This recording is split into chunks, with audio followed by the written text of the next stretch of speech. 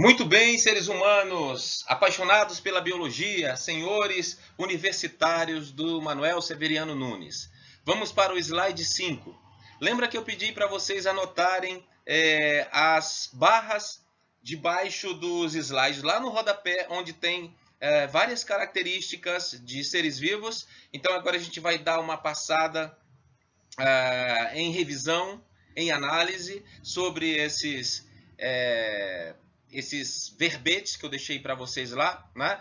Todos eles com uma frase afirmando uma característica clássica e clara de vírus, para que vocês possam estar relacionando isso na pesquisa de vocês e no conhecimento novo de vírus que vocês estão aprendendo agora com o professor Zimar. Tá? Me sinto muito honrado em ser professor de vocês, porque eu sei que vocês têm muita garra e sei que vocês ainda hão de me dar muito orgulho quando passarem pelas universidades e quando forem grandes profissionais das ciências biológicas e ciências da saúde, tá ok? Muito bem, senhores. Olha só, primeiro item, né? Um vírus é constituído de um ácido nucleico revestido por uma capa de proteína. Ou seja, ele está falando do genoma do vírus, tá? Ele está falando que o vírus ou é de DNA ou é de RNA. Ele é feito de timina, adenina, citosina e guanina, ou ele é feito de uma fita simples de uracila, adenina, guanina e citosina, que é um vírus de RNA, tá bom? No RNA, nós não vamos encontrar a timina. A uracila é que se liga com a adenina. E a guanina com a citosina normalmente, como é comum no DNA. Então, os vírus não têm replicação própria, por quê? Por causa dessa intrínseca característica.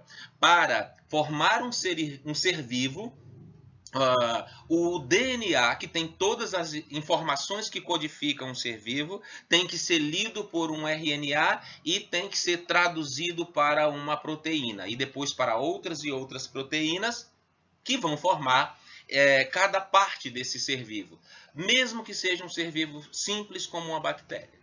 Vamos para a segunda característica.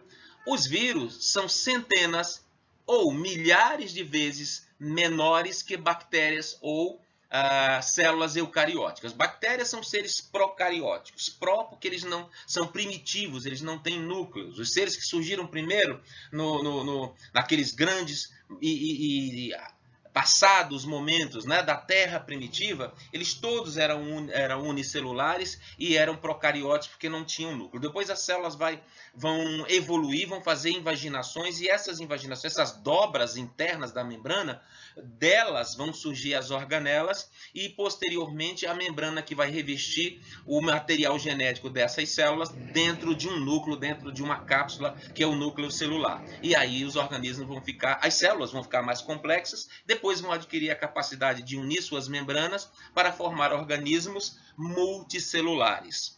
Então, outra característica de vírus é que os vírus, os viróides e os prions são patógenos formidáveis de animais, fungos e plantas. A gente não encontra nenhuma explicação para a existência do vírus. O vírus não tem consciência, o vírus não sabe o que é álcool gel, o vírus não sabe se ele está matando muita gente, deixando o pessoal triste ou deixando famílias... O vírus não tem mentalidade, não tem consciência de si. A única propensão do vírus é se replicar e fazer cópias de si mesmo, parasitando de célula a célula um organismo. Tá? Então, o que acontece? Eles são realmente formidáveis, porque se o organismo tiver afinidade, as células daquele organismo, com aquele vírus e ele conseguir se replicar positivamente, ele tiver êxito na sua multiplicação, ele vai acabar com o organismo, ele vai se replicar dentro das células deles até matar, o que está acontecendo e nós estamos vendo. Esse hexágono que você está vendo aqui é um prion, tá? E os prions são moléculas ainda menores e mais simples que vírus, tá bom? Depois a gente vai aprofundar mais isso aí. quarta característica: fora das células, os vírus se cristalizam e não apresentam metabolismo reprodutivo. O que é metabolismo? É transformação, ou seja, você pega uma molécula, replica a outra, aí dessa molécula simples você faz uma enzima, da outra você faz uma proteína de identificação do vírus, da outra você faz o capsídeo, da outra você faz um conjunto de mais moléculas para fazer um DNA. Então, o metabolismo é a transformação de átomos simples em moléculas simples e de moléculas simples em moléculas ainda maiores e mais complexas. O metabolismo é a união do anabolismo com o catabolismo. Anabolismo é construir moléculas maiores a partir de átomos ou moléculas simples. Catabolismo é fragmentar moléculas grandes, geralmente com enzimas, tá? E transformá-las em moléculas e átomos menores. Outra característica de vírus: vírus só atacam células-alvo, ou seja, células específicas, como, por exemplo, vírus hepáticos atacam o fígado. O vírus HIV ataca o sistema imunológico. O vírus de olhos atacam somente olhos. Vírus respiratório atacam somente as vias respiratórias e os pulmões. Vírus entéricos só atacam os intestinos. Vírus epiteliais só atacam a pele. Então, vírus são como e-mails. Quando você envia um e-mail para mim, jamais vai cair no e-mail da diretora, no e-mail da Marina, da pedagoga ou da professora de matemática, minha colega. Ixi, esqueci o nome da professora de matemática. Tomara que ela não veja essa aula, senão ela vai me matar. Rosana. Ok, Rosana, um abraço. Então, pessoal, os vírus só podem se reproduzir dentro de células hospedeiras. Ok? Você já sabe disso, né? Vou adiantar. A maioria dos vírus, cerca de 85%, está submersa no fundo dos oceanos. Lembra que eu falei isso lá atrás? É bom você ir anotando, fazer uma lista de características para você ir se apropriando mais da matéria. Vírus podem permanecer latentes por anos dentro das células hospedeiras. Lembra que eu mandei você pesquisar ciclo lítico e ciclo lisogênico? No ciclo lisogênico, os vírus vão ficar se reproduzindo com as suas células. Acontece no HIV, tá bom? Quando o ciclo está se desenvolvendo, o vírus está se desenvolvendo lisogenicamente, a pessoa é HIV positivo, mas não desenvolve AIDS. Quando o vírus começa a se desenvolver do modo lítico, né, ele vai matar as células, os linfócitos T e os linfócitos B, e a pessoa vai começar a adoecer de outras patogenias, ou seja, de outras doenças que ele seria capaz de se curar se tivesse um sistema imunológico eficaz, né? Então, o que acontece? Uma pessoa, por exemplo, com HIV, ela pode ficar até 8 anos sem apresentar nenhum sintoma, tá? Por isso que você precisa ter muito cuidado. Os mecanismos de defesa mais eficazes contra vírus são os anticorpos do plasma. Tem pessoas que vão à farmácia e dizem: me dá um remédio para gripe, para virose. Os remédios que você compra na farmácia são para atenuar os sintomas da virose, da gripe, seja lá que outra virose você estiver tendo. Na realidade, não existe remédios para vírus. Por isso que os caras falaram lá, vírus são seres, né? Aqui no item 3, ó, formidáveis, de parasitas formidáveis, extraordinários de animais, fungos e plantas. Porque eles têm essa capacidade mesmo de se defender de remédios, de conseguir driblar até mesmo o nosso sistema imunológico, os anticorpos e as células fagocitárias, como o SARS-CoV-2 cepa P1 está fazendo agora em todo o Brasil.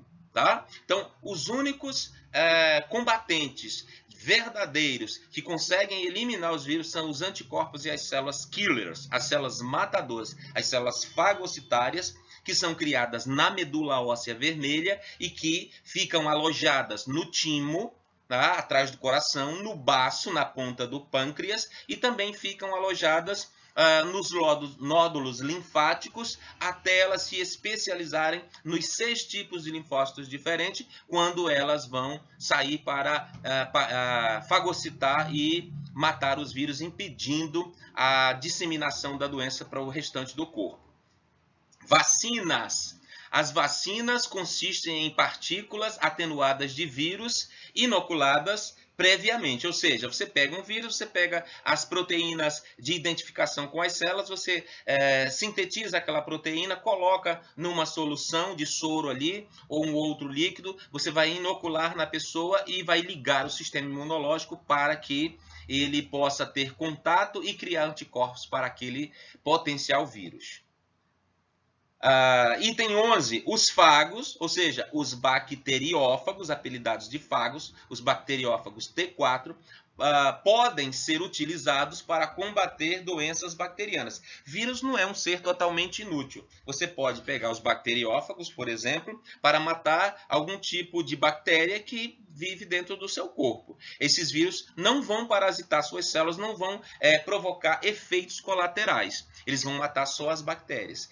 A terapia gênica já está estudando os T4 para pegar vírus, né, que parasitam bactérias e fazer medicamentos, tratamentos e terapias para combater doenças bacterianas com vírus T4, tá bom? Vamos lá para o 6º slide. Então, a pergunta que é a pedra filosofal da virologia. O vírus é a mais complexa associação de moléculas ou a forma de vida mais simples da natureza? Então, essa é a grande questão que divide a comunidade científica dos virologistas e taxonomistas. Os vírus têm características muito simples de seres vivos, mas também têm uma complexidade muito grande, muito intrínseca própria deles quando se trata de sobrevivência, né? Não é à toa que eles estão adaptados até hoje e estão aí há bilhões de anos. Então vamos ver outras características que definem seres vivos que foram cunhados esses termos pelos cientistas do mundo inteiro desde o século XVII. Um ser vivo é um organismo de alta complexidade que nasce e alcança a capacidade para se reproduzir e morre. Nem sempre foi assim. Houve um tempo no século XVI em que os cientistas acreditavam na teoria da abiogênese, ou seja, Helmont, por exemplo, era um cientista da época que acreditava que os seres vivos poderiam surgir de resto de lixo, de materiais estragados, em decomposição, de estopas com sangue e fezes de animais maiores, e que outros seres vivos, como moscas e ratos, poderiam surgir de seres inanimados, né, de substância orgânica morta, sem ser outros seres vivos. Era a teoria da abiogênese. Ela imperou por bastante tempo até que os cientistas também da época, contemporâneos, conseguiram derrubar essa teoria substituindo a abiogênese pela biogênese, ou seja, de onde veio esses termos que nós estamos lendo agora e a definição dessas características que definem os seres vivos. Por exemplo, um ser vivo tem que ser formado por célula. Um ser vivo tem que ter característica de se reproduzir sozinho.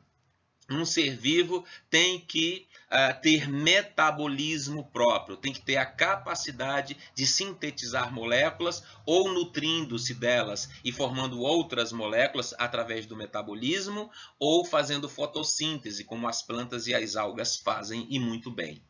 Então,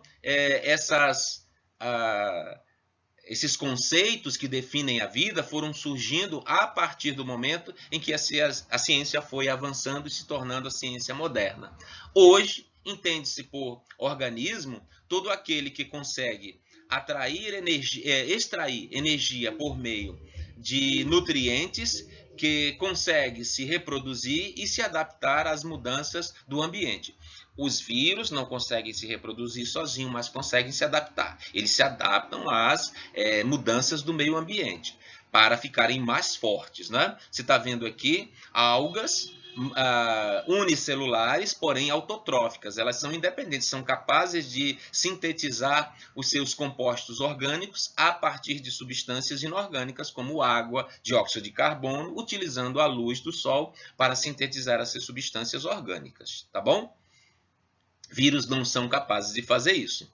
Os seres vivos funcionam por si mesmos sem perderem a sua condição estrutural até a hora da morte, tá? Então, outra característica de ser vivo é essa, que diz que todos estes seres são constituídos por células, né? Por isso são considerados seres vivos, em cujo interior ocorre diversas sequências de reações químicas que são catalisadas pelas enzimas. É o metabolismo celular. Mesmo um ser simples como esse daqui, da extrema direita que você está vendo, que é um paramécio, que vive, é um organismo unicelular de vida livre, que vive na água, ele tem uma certa complexidade, um certo grau de metabolismo, e ele é heterotrófico, não é como esse azulzinho aqui, né, as euglenas que são autotróficos, mas o paramécio se alimenta de substâncias, faz digestão intracelular e tem organelas especializadas para fazer essa digestão intracelular com enzimas. Intracelular quer dizer dentro da célula, extracelular quer dizer fora da célula, tá bom? Vamos falar sobre as características que permitem a diferenciação dos seres vivos dos seres não vivos. Isso é um assunto de primeiro ano, eu sempre dou isso no primeiro ano, quando os meninos estão vindo do nono ano e entrando no primeiro, né? Que eu chamo de cabacinhos na biologia. Então, as características postuladas pelos criadores da teoria celular, né? Do Theodor Schwann e do Matthias Slater, eles falam que os organismos são feitos de células, né? As células são as unidades morfológicas e fisiológicas que formam os seres vivos. São formadas por organelas e outras substâncias feitas de proteínas que dá complexidade aos seres celulares multi e unicelulares, tá bom?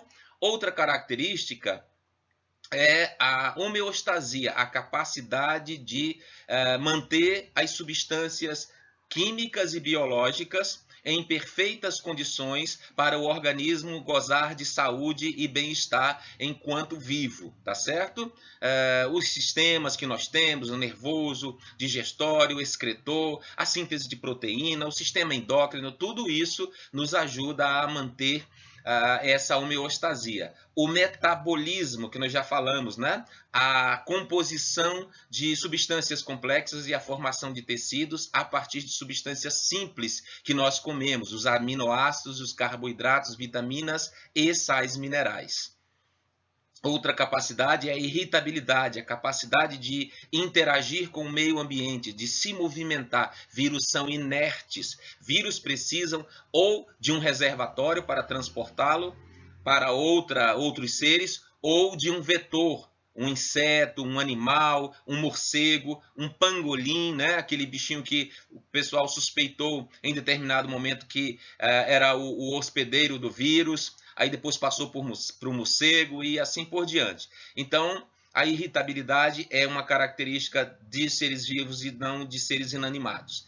Essa capacidade, a adaptação, que é intrínseca de seres vivos, o vírus também tem, principalmente quando ele se replica e ele está em estado de desenvolvimento e reprodução dentro das células. Ele é capaz de se adaptar, está aí as cepas novas para nos provar isso. E os seres vivos fazem isso como ninguém. A adaptabilidade dos seres vivos é o que proporcionou a grande diversidade que nós temos hoje. As plantas carnívoras, né, que se adaptam para suprir suas necessidades, os animais que fazem mimetismo e se camuflam, os animais mais frágeis, como as medusas, que têm os seus quinidócitos para produzir quinida, que é veneno, né, para se proteger dos predadores.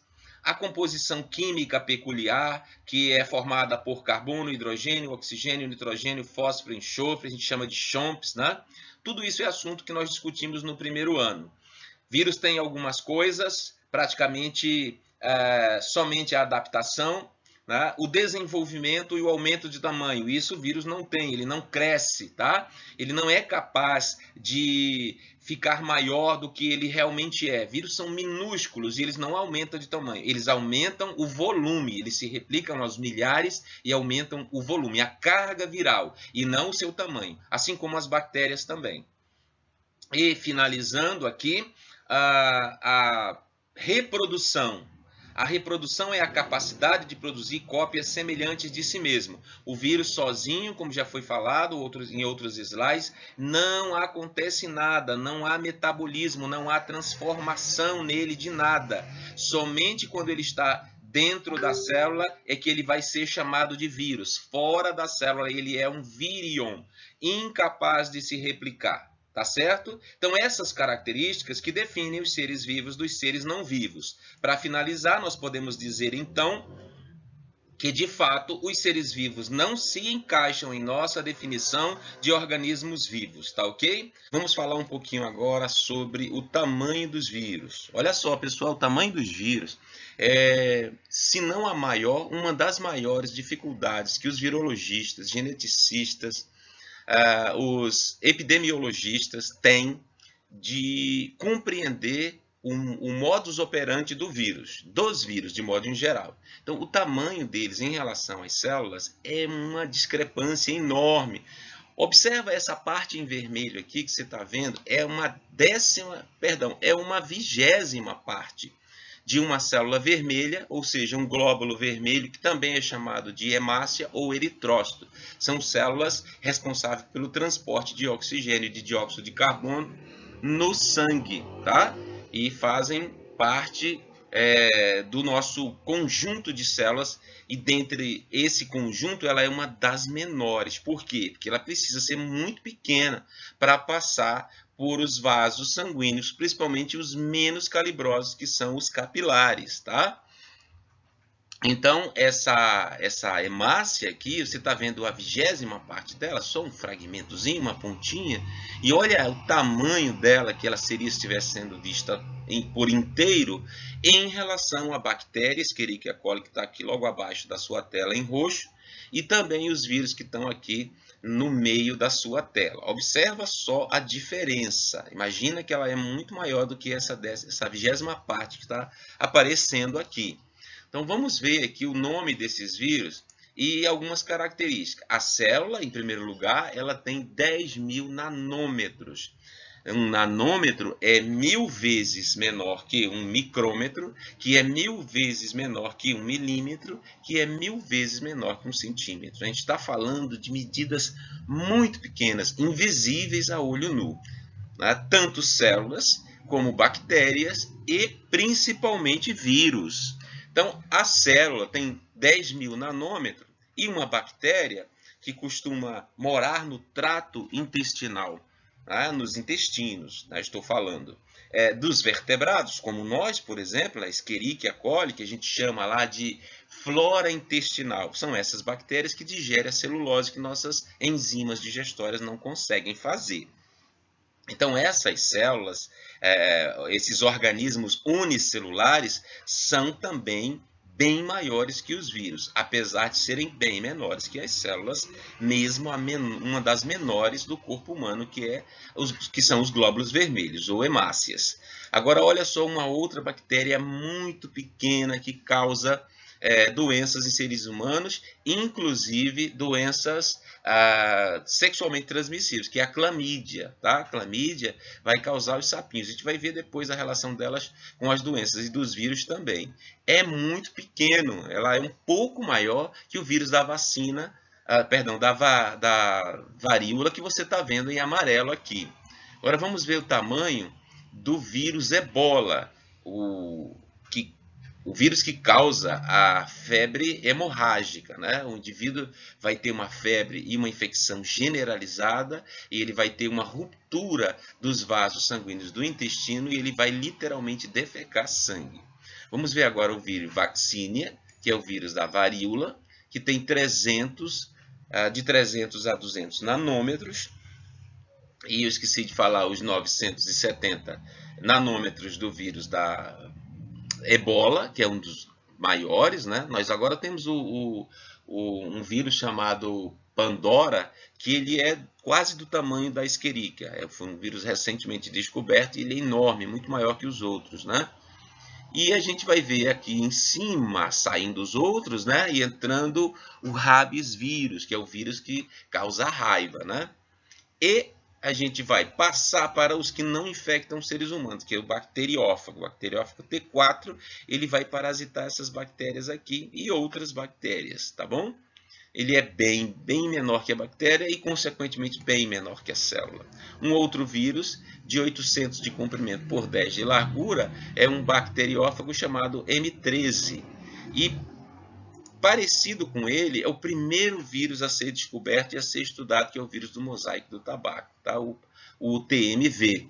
Lá da história, lembra do primeiro slide que a gente falou, do Martinus, do russo, do holandês, que descobriram, né, os vírus, tentando encontrar o patógeno que causava aquela doença, né, que parecia uma ferrugem nas folhas do tabaco. Eles acabaram descobrindo um novo micróbio que não é feito de célula, o vírus é acelular, que é o vírus que eles chamaram de veneno, né, ou substância tóxica. Então, vamos ver aqui um adenovírus, que causa as viroses, né, corriqueiras a cada ano, principalmente nos períodos chuvosos. Ele tem 90 nanômetros. E um rinovírus, que também causa problemas, é um vírus respiratório, que ataca as vias respiratórias, causando febre, dores de cabeça no corpo, muita coriza, né, catarro, tosse, irritação na garganta, etc. E esses vírus são muito pequenos. É como se você comparasse, por exemplo, a Terra com a maior estrela que existe no universo até hoje descoberta, que é a Canis Major. E essa estrela é 1 milhão de vezes maior que o Sol, que já é gigantesco diante da Terra. Então, imagina você comparar a Terra com o Sol, já é um absurdo. Imagina você comparar a Terra com a maior estrela conhecida no universo. Então, os vírus são realmente complicados de se achar vacina e de se deter as doenças, porque eles são minúsculos, muito pequenos. E eles só podem ser visualizados com lentes muito especiais, que a gente vai ver já já quais são os tipos de microscópio. Outro vírus ainda menor que o rinovírus é o bacteriófago MS2, tem 24 nanômetros. Agora a gente vai ver um viroide, que é um tipo de vírus menor, né, que nem é um vírus, ele é chamado de viroide, porque ele é menos complexo que o vírus, né? Mesmo assim ainda causa doenças. E uma molécula solta, sem capsídeo, sem que seu material genético esteja envolto numa capa de proteína, que é o prion, de 200 por 20 nanômetros. E todos esses patógenos causam doenças, outros parasitam bactérias, todos são intracelular obrigatórios, né? Parasitas, com exceção das bactérias, que pode parasitar o tecido ou a parte extracelular, o tecido extracelular, tá? Então vamos ver aqui o comparativo. Imagina você ampliando essa célula, diminuindo essa célula, 1000 vezes o tamanho dela, ela seria desse tamaninho aqui, ó. E isso aqui, grandão, parece um pico de uma montanha, é a ponta de um alfinete. Isso aqui é uma micrografia, não é um desenho, não é uma gravura. É uma micrografia feito provavelmente com microscópio eletrônico de transmissão para observar uma célula do sangue na ponta de um alfinete. Ó, esse aqui é o alfinete e isso aqui é a célula. Tá? Isso aqui é um alfinete pequenininho, menor que uma agulha, que a sua mãe costuma prender a bainha da sua calça antes de dar a costura definitiva. E a gente vai ver aqui em destaque, mais ampliado, o SARS-CoV-2, que é o vírus da Covid-19. E ele é somente 10 nanômetros maior que o adenovírus. Então, continuando aqui, quando a gente vai observar células, a gente usa um microscópio com um aumento de 1000 a 1500, que é o que o microscópio óptico consegue alcançar. Então a gente observa células com uma certa dificuldade, mas dá para observar bactérias e células humanas.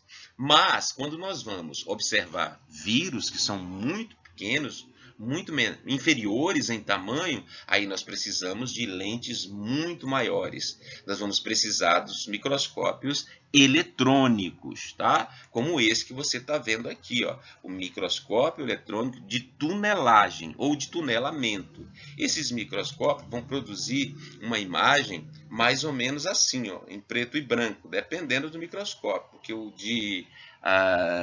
de elétrons, transmissão de elétrons, de feixes de elétrons, a gente ainda pode ver colorido, mas esse aqui ele é tão invasivo diante do objeto que a gente está observando, que a gente coloca lá, que nenhuma substância viva pode ser vista dentro dele, porque ele precisa, o objeto a ser observado precisa estar ou criogenicamente congelado ou então metalizado. Então não tem como a gente observar uma partícula viva, como um vírus, ou uma célula viva, como de animais ou até de bactérias. Tá bom? Então aqui ó, há o vírus do HIV, aqui no canto esquerdo inferior, um vírus complexo, né, helicoidal, e os vírus aqui icosaédricos em cima, coloridinhos de azul, né, saindo de uma célula. E os bacteriófagos aqui em preto e branco, essa coleçãozinha de bacteriófago, parece uma navezinha. Então, esses microscópios são divididos em três tipos, os eletrônicos, né? Tem o eletrônico de transmissão, que observa, que pode aumentar o objeto observado 500 mil vezes, o de varredura também de 500 a 600 mil vezes, e o de tunelamento ele vai aumentar 100 milhões de vezes, ao passo que o microscópio óptico só pode aumentar de 1.000 a 1.500 vezes. Talvez até exista já alguns melhores até de 2.000 vezes. Então aqui ó, no microscópio óptico, nessa figura em cima, na parte superior esquerda, a gente tem células do sangue, essas células vermelhas, vista ao microscópio óptico. A mesma célula vista ao microscópio eletrônico de transmissão, que é o MET, e as mesmas células vistas ao microscópio eletrônico de varredura, que é o MEV. Tá? Então é assim que a gente observa as imagens. E vírus só dá para ver nesses dois aqui do meio, o MET e o MEV. Principalmente o de tunelamento que você está vendo a moça manipular aqui embaixo no canto direito da sua tela.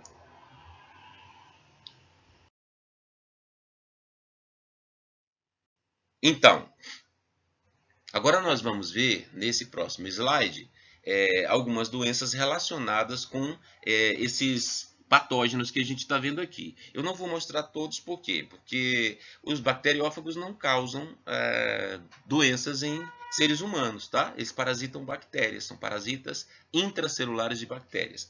Mas alguns outros aqui vale a pena a gente discutir só para relacionar, começando com as bactérias. A Escherichia coli, ela é bactéria simbiótica, né, do nosso trato intestinal, vive simbioticamente com vertebrados, mas uma cepa delas, mutante, pode causar bactérias, inclusive bactérias com sangue, né? Perdão, bactérias não, diarreia com sangramento, tá bom? E a gente vai ter também a clamídia, as bactérias que vão causar sapinhos e outras afecções na pele. As clamidiomonas vão causar esse tipo, inclusive doenças sexualmente transmissíveis. Quando essas infecções dão nas genitálias masculinas e femininas e há um relacionamento sem preservativo, sem proteção, a gente vai transmitir um para o outro essas doenças e os pruridos, né, aquele corrimento vai acontecer e é preciso ir ao médico imediatamente para tomar antibióticos para combater isso. Aqui a gente vai ver uma doença causada pelo vírus Ebola, o Ebola vírus, que é a febre hemorrágica, né? E o vírus Vaccinia vírus, que é o vírus da varíola, que vai provocar varíola, você já viu falar, tem até vacina, né? Para isso, de vez em quando volta, porque o pessoal não acredita em vacina. A raiva, olha só que legal, a raiva ela é 100% mortal em todos os casos. Entretanto, algumas pessoas já conseguiram sobreviver quando são atacados por raiva, né? Quando eles são atacados pelo vírus, pelo rabies vírus e contraem a raiva, ou por mordida de cachorro ou de morcego, tá? Então, esse garotinho aqui que você está vendo é um guerreirinho amazonense, ele é a 5ª pessoa no mundo a escapar da doença raiva, né? Escapar dessa doença letal, quase 100% de morte. Somente essas 5 pessoas, pelo que eu pesquisei, até hoje sobreviveram ao vírus da raiva. E esse guerreirinho amazonense, caramba, deve ter comido muito tucumã, muito jaraqui com farinha de piracuí. Enfim, esse outro vírus, o adenovírus, vai causar essas viroses, né, que a gente tem comumente observado aos longos dos anos, em períodos de chuva e de inverno. E também um menorzinho ainda, de 30 nanômetros, vai causar essas doenças, né? As rinoviroses, que causa corrimento no nariz, asma, né? Dificuldades para respirar, dor no peito, febre, dor no corpo, nos olhos. E também ataca muito as crianças, porque as crianças têm sistema imunológico mais enfraquecido, né? Os viróides, que causam hepatite D, e causa esse amarelão, né, na pele e nos olhos das pessoas. É um viróide, mas ele causa doenças, tá? Vai causar a hepatite D e vai provocar, né, a icterícia, que é um extravasamento da bilirrubina do fígado para o tecido sanguíneo, e essa substância vai se acumular na pele e nos olhos também. Também vamos ver aqui uma doença quase que exclusiva de uma tribo africana, que é a encefalopatia priônica causada pelo prion, aqui, ó, que mede 200 a 20 nanômetros. Isso aqui nem é um vírus, nem mesmo um viroide, ele não tem um capsídeo protetor envolvendo a sua molécula de ácido nucleico. Mas ele causa encefalopatia, porque essa tribo aqui, ela come carne humana. Há um hábito cultural na tribo, nessa tribo Kuru, deles comerem os mortos da família ao invés de enterrá-los. Então é uma cerimônia religiosa. E aí, quando a pessoa está com esse vírus, esse prion, aliás, não é um vírus, é um prion, ele se aloja no tecido e ele corrói o tecido nervoso, o tecido do cérebro, né? E a pessoa vai desenvolver essas paralisias até morrer, tá? Então, é isso. O tamanho dos vírus é a maior dificuldade que nós encontramos para sabermos melhor lidar com essas doenças viróticas, tá bom?